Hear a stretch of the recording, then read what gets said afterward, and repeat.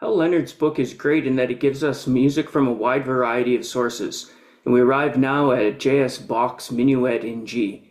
It's going to take a lot of the ideas that we've seen in all the other songs and develop them sort of to the nth degree, bringing them all to fruition.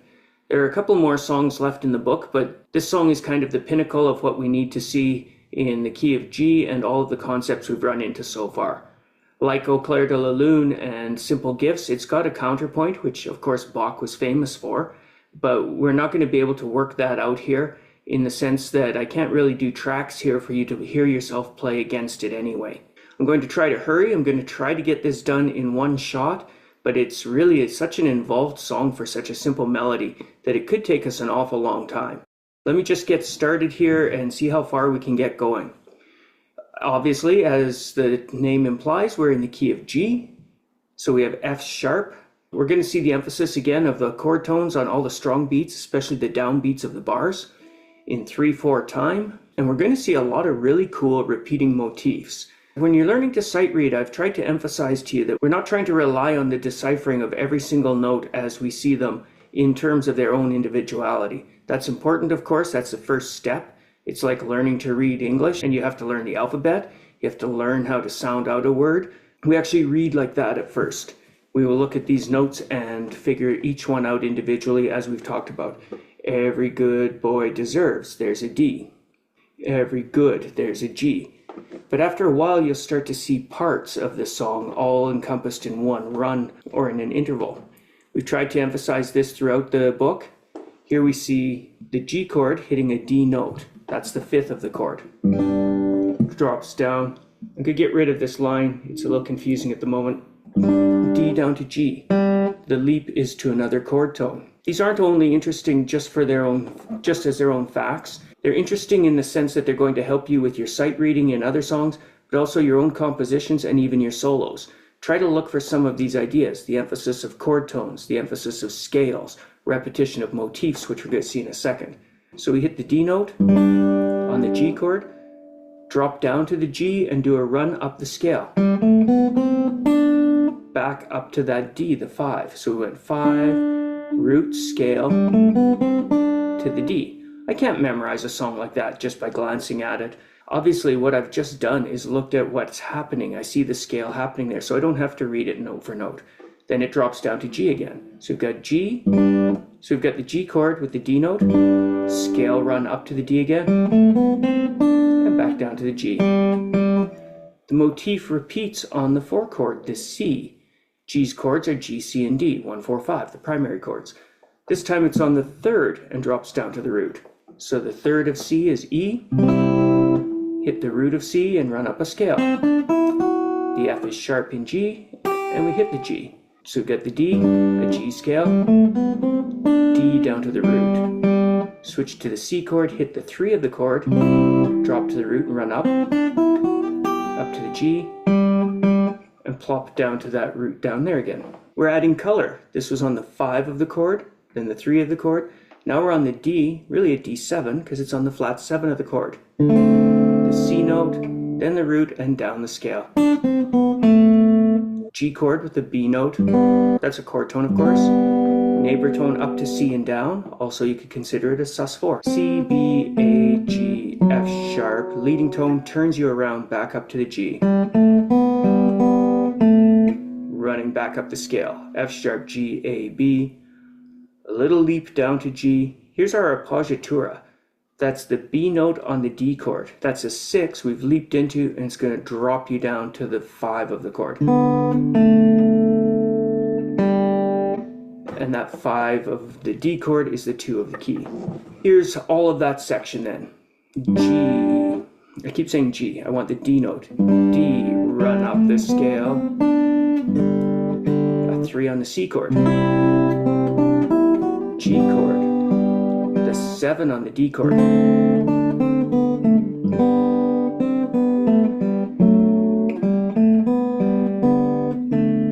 Repeating D note. E on the C chord. Root. Flat 7, root. Then the G chord on the 3 note. We don't don't come to the F sharp this time. I've smudged my first ending, as you know, but we're on second ending now. We land on the D chord with an A note, scale down to that leading tone to wrap everything up. You can hear how it's been delayed a little. We didn't want an ending here, we wanted the tension.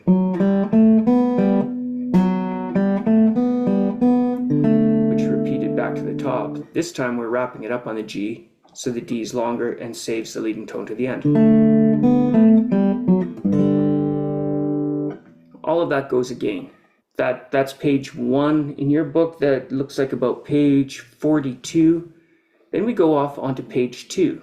Same kind of motif. We're hitting a chord tone, the B, and running on the scale. But now we're involving leaps. So we're on the 3 instead of the 5. A little more color now. The B note is a chord tone. The G note is a chord tone. So we leap from chord tone to end. This bar of G, we're going from the root up to the 3 and back.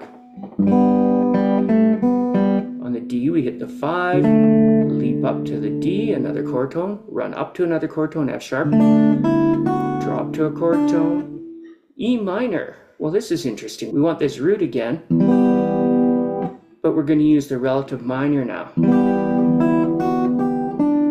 This could all really define a G chord quite well, but its relative minor E carries the same notes. So G, E, F sharp, G, the flat 7 on an E chord, wish you were here chord, and now a secondary dominant.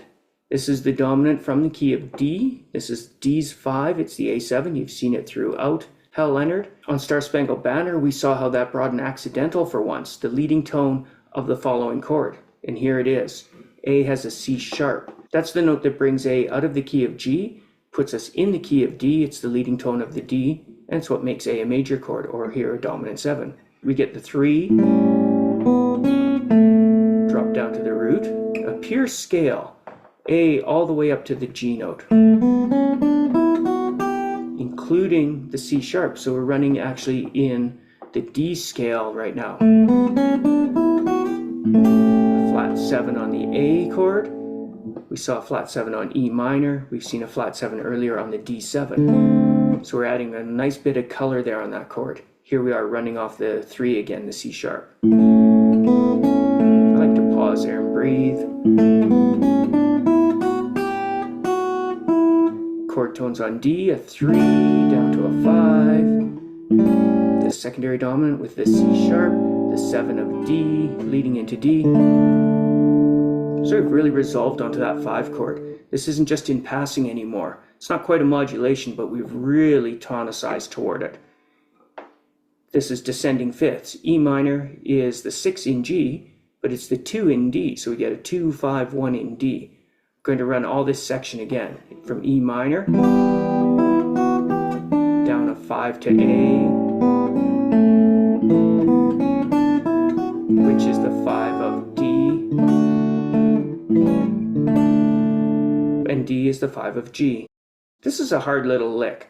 We're going to be leaping onto this ostinato idea. So we get a D, drop down to a G, neighbor tone to the F sharp under it, and back up. And we do that on C. We hit the chord tone of C, the high E note, and the same lick. And then the scale down from G. Pause on the D chord, the 5, and run up its scale now. With C naturals, we're back in the real key.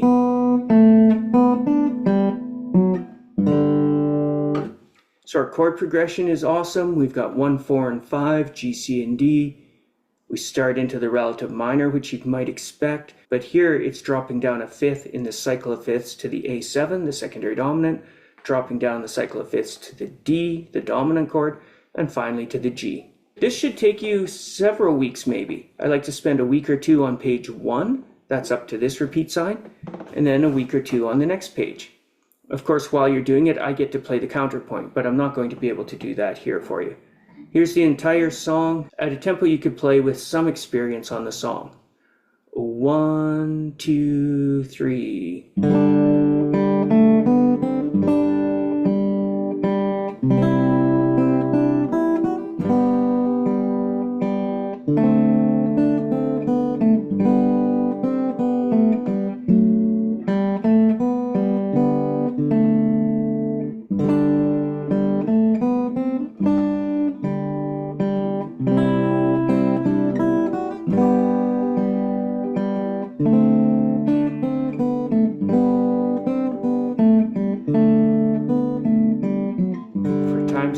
on to page 2.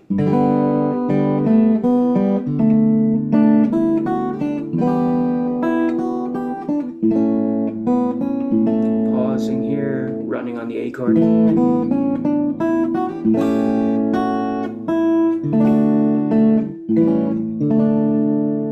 Ending in G.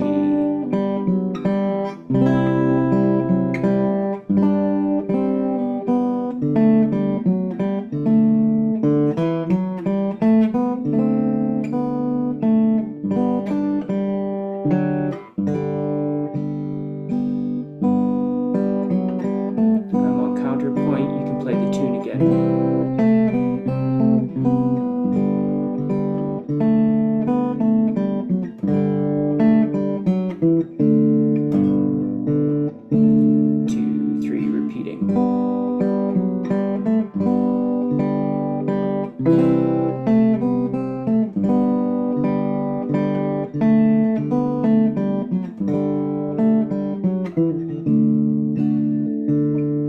Page 2.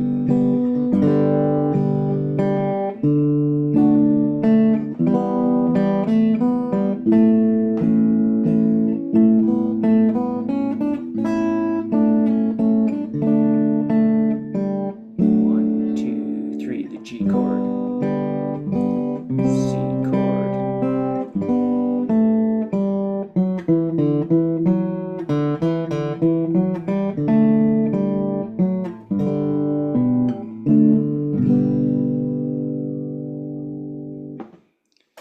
There's a point in here where I pause on the A chord when I did the melody. I forgot to do it on the counterpoint. Unfortunately, you'll have to play right through that.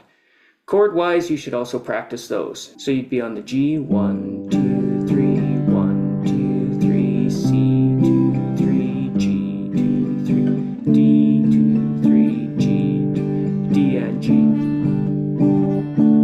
I told you to repeat, G again, C, G, D to G, ending to D to G. Page 2, G to D, relative minor to secondary dominant. I'm going to stay on that chord. D to A7 to D, and we're back to G. 1, 4, 1, 5. I'm going to use the 5 for the run.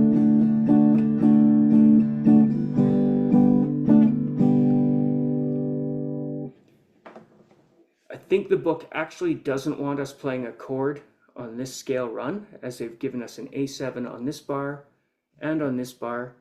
You wouldn't have to tell us this A7 is there if this was an A7 as well. I think this is a no chord bar as well as that D, which is just a scale, but the scale is a D chord, so we might as well play it.